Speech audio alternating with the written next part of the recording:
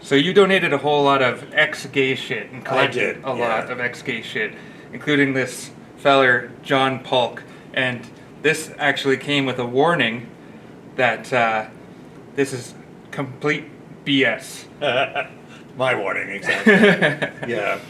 This is interesting because in the days of just pre-internet, and this is the 80s and the 90s, there weren't, even when the internet started, there just weren't a lot of pages of anything. So I wanted to find out about the ex-gay movement, and I put myself on the mailing list of every ex-gay organization you could find. Desert Stream, Love One Out, Exodus International, Parents and Friends of Ex-Gays, PFOX, and a lot of times, and they would send me their monthly newsletters, and I collected hundreds of them over the years. A lot of times with letters that said, "Dear friend David Aveline." I mean, I wasn't their friend, but if they want to think that, that's fine. This was free. I certainly wouldn't pay for it, so I just sent away. But the man here is named John Polk. Now, he was the poster child of the ex-gay, and this is the lesbian that he married. But my experience with him, when I was doing my dissertation in the late 90s, I wanted to find some parents of ex-gays. So I just phoned him up out of the blue, and I asked him if I could interview his mother. And he said yes, she said yes, and then she canceled at the last minute. But so that's my experience with him. But he basically said how unhappy he was in the gay lifestyle. That he was a drag queen, and it was all the one-night stands and the drinking and that sort of thing. And my first thought was, there is no gay lifestyle. You can be any sort of gay man you want, and if you're unhappy with one-night stands, don't have one-night stands. If you're unhappy with drinking, don't drink. If you're unhappy with going to the bars all the time, don't go to the bars all the time. Take responsibility for your actions. But he basically said you can change. Now, there's something fundamentally wrong with the idea that you can change sexual orientation. The only evidence we have that anybody claims to have changed is that they say they are. I'm a gay man, 100% gay. I could go out and sleep with thousands of women. Well, not thousands. I could go out and sleep with lots of women, tomorrow. But that doesn't mean that I've changed my sexual orientation. That simply means I'm a gay man who's decided to behave heterosexually. And I think with, that's basically what happened. And people have sort of wishful thinking. They'd lied to themselves, stop sleeping with men, start sleeping with women. Therefore, I'm cured. I am now heterosexual. No, you're not. You're just a gay man sleeping with women. I wanted to learn about this as well during my dissertation. I found this counseling center in Cincinnati, Ohio, and it was there was an ex-gay man, and he was the main counselor, and an ex-lesbian, and she basically was the counselor to the lesbians. Now, she was interesting when I interviewed her, because she basically told me, and I'm not lying to you, but she told me that lesbians, they don't know how to be women. And what she does is she has makeup sessions, and she teaches them how to make up their face, and then she teaches them how to wear high heels, and she teaches them how to walk like women, and and good heavens, and they do change, and they said, "Oh, I never knew it was so fun being a woman," and that kind of thing, and so that was her therapy, that's what she told me. And I can imagine what the these poor people, the poor women that she was doing this for, thought, but probably wishful thinking. But anyway, so him, I interviewed the male, and he said that he used to be gay but was no longer gay, and he was married to a woman, and he had 3 children. I'm like, okay, great. But he's telling me about the psychology behind this. A man named Socarides who started the idea of the overindulgent mother and the absent father and that sort of thing. Yeah. And but he kept saying, "Well, how are you holding up?" And I said, "Just fine." And after he said that a third time, I suddenly realized that he thought that I was probably posing as a graduate student, but really interested in changing my sexual orientation. But I disabused him of that fact. So anyway, I asked the guy, the ex-gay. I said, when you see a woman across the street, who's beautiful, what do you think? So, I don't think anything because I love my wife, and I would never think of a woman like that. And I said, okay. And I said, well, when you make love to your wife, I mean, do you get like horny? Oh, no. It's an expression of love. And, I said, I told him point blank that I don't think you're a heterosexual man because, for one thing, heterosexuality is about attraction to women. And you can't tell me that you're only attracted to one woman in the entire world, and that it's not an attraction of lust, it's an attraction of love.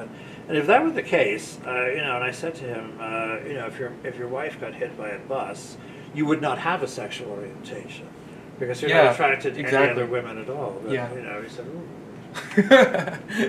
I also asked him, well, so what if a Muslim came in or a Hindu man, and he said, oh, well, I'd be very limited. I wouldn't know really how to deal with him, etc.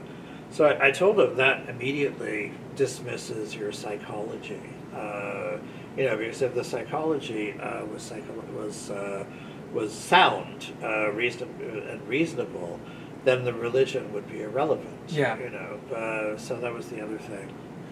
And then he also said, basically, that the gay life is miserable because of all the bars and the one-night stands. And I said, well, don't go to bars and don't have one-night stands. Yeah. And then, you won't be miserable.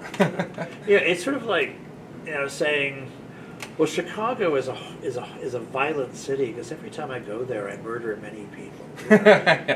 Don't murder people and it won't be a violent city. So I don't know.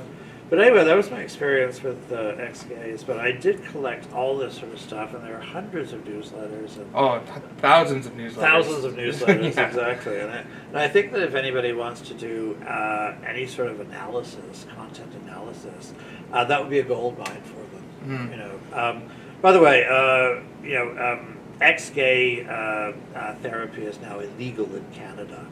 It is not illegal in the United States, even amongst minors. You can put 14-year-olds in camp still, which is like horror stories. But you can't do it in Canada anymore, so that's good. And they have this language. They talk about the gay lifestyle. There's no lifestyle. They talk about us, that you're sexually broken. Yeah. I don't know what the fuck that means. I mean, it's just ridiculous.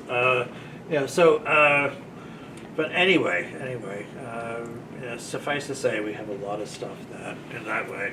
And even though, just for the record, even though it says "Dear friend David," I am not their friend. Yeah, I assume you never gave them any money. No, exactly. I actually enjoyed, depleting. Contributing to depleting their resources. Yeah, perfect. Yeah. So send me everything you got, and everything, and every time I book out, I went for it, kind of thing. Yeah, it's amazing all the amount of stuff you have. I gotta ask, did it ever affect you seeing this stuff all the time? Maybe not the ex-gay stuff, but like all the religious right, hateful shit. I would, I sort of got angry and laugh at the same time. There's one pamphlet. It's called Doomstown. Oh yeah, that chick track. Yeah. Yeah, exactly. And like, here's a guy that there's a person that's going to infect somebody with his AIDS, with his blood or something by throwing it at people, and then this religious guy tells them the story of Sodom and Gomorrah, and he said, I never knew You know, I mean, do they really think that gay men have never heard the story of Sodom and Gomorrah? You know, I mean, Yeah. it's been drummed down into our heads like since we were like 10. Yeah. You know, it's amazing. You know, but you know, we the reason we're gay is we've never heard of it. You know, Mhm. you know, Sodom. What's that? Tell me about it. Yeah. You know, oh my God. You know, so.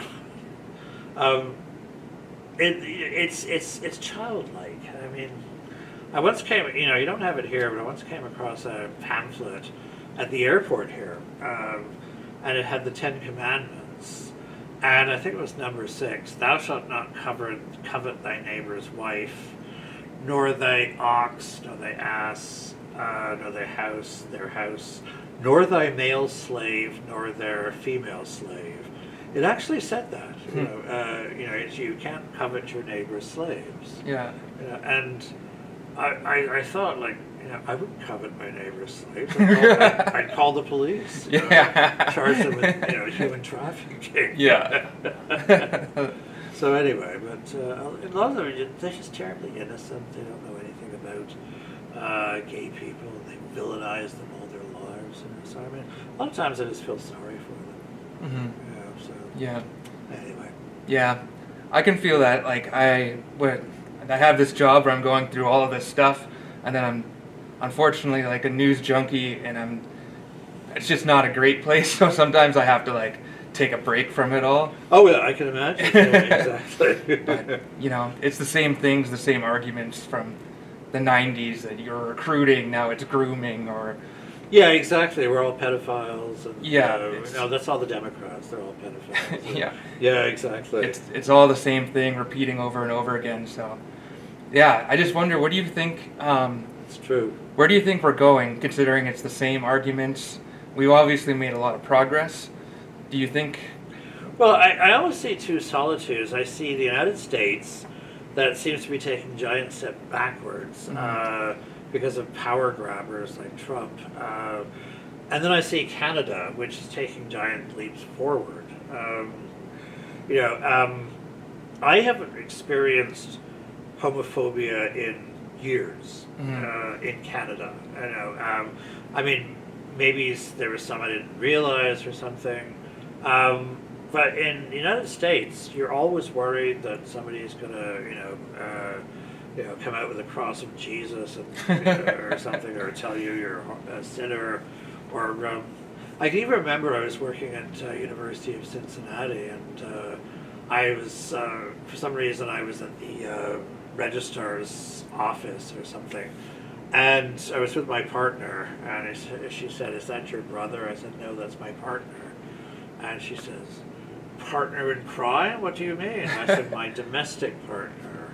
Yeah. We weren't married then, and she immediately just, her face, just became so incredibly disapproving. She got so silent. Oh no. Yeah, and I thought, and like, you're working for a university, it's Yeah. amazing.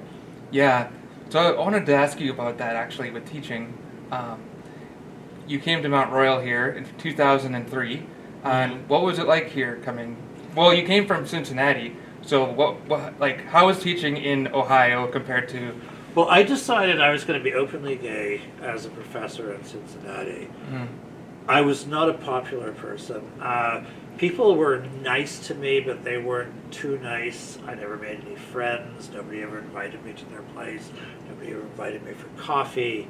I felt pretty much a pariah, but it was a kind of a silent rejection as opposed to, an open rejection. Though you shouldn't be gay in front of the students or something. Right. There's I can remember a teacher there said, "I've been teaching here for 38 years. I've never talked about my sexual orientation in front of the students." And I basically said to her, "You mean in 38 years you've never mentioned you have a husband?" Yeah.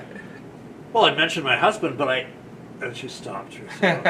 Yeah. But I mean, in terms of like an outness in the classroom, I mean, a teacher's sexual orientation not relevant, particularly if you're teaching math or engineering or something. But if you're telling an anecdote, so many teachers say, "Well, I was with my wife at the park yesterday, and this happened."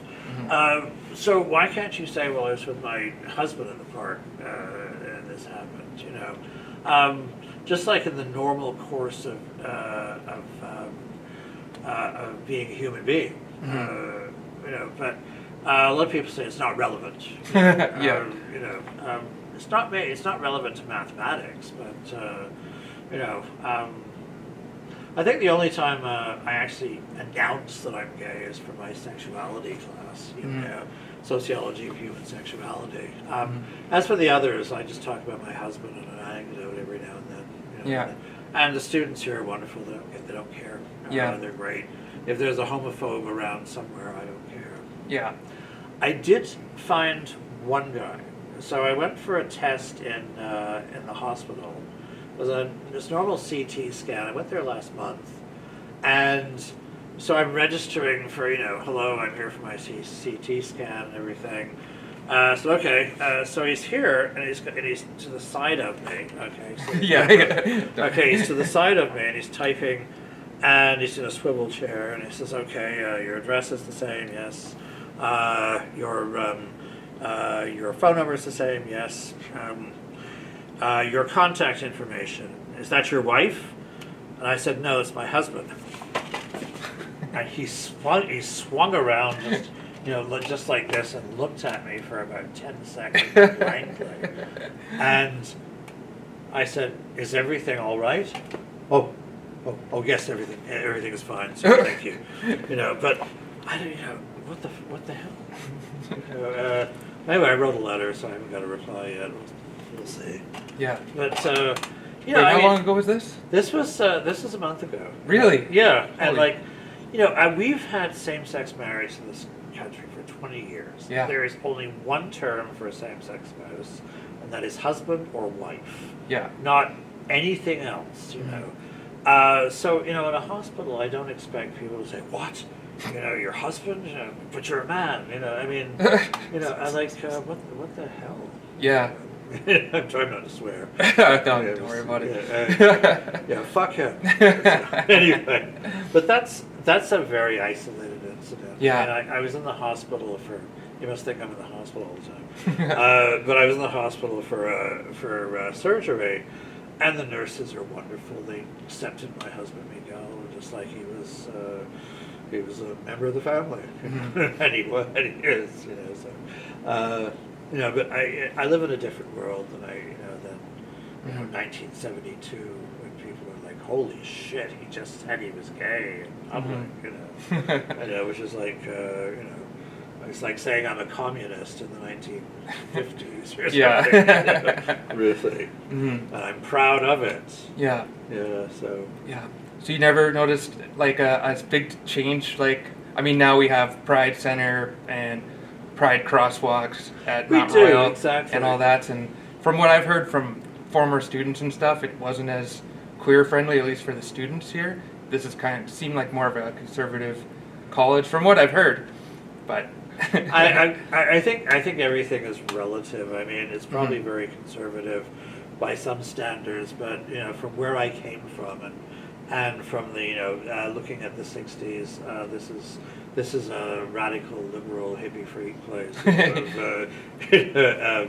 So I think it's a matter of comparing it. Are there homophobes here? Are there people uncomfortable that you're gay or trans? Sure. But but the good thing is that they don't beat you up in darker corners these days. They don't spit on you or anything. They just say, "Oh, and that's the end of it." Yeah. And that's fine. I can take that. Yeah. It's going to basically disappear with other generations. So people don't. My students. I've never had. Well, I did have students in Cincinnati that were. I didn't need to know that about my professor, and things like that. But here, 21 years teaching, nobody's ever batted an eye. Yeah. That's great. We have other openly gay people as well. Yeah, for sure. We have an open lesbian in our department. Mm-hmm. Yeah. Yep, I know her. Yeah, exactly. Yeah, but so it's a nice world, these days. But then again, I don't know what it's like to be 19 gay Yeah. anymore. Yeah, I think it's. I appreciate like where you came from, and it's why I appreciate queer history so much. Is because I wouldn't be who I am without it, and Yeah. I know that if it wasn't for people like you and everyone, it paved the way for us to be comfortable, and we have to keep thank fighting. you very much. Yeah. Of course. I mean, I marched in I marched shirtless in gay parades. Now, fuck you, I'm gay. 2468 gays is straight. I had a better body back then, but Yeah.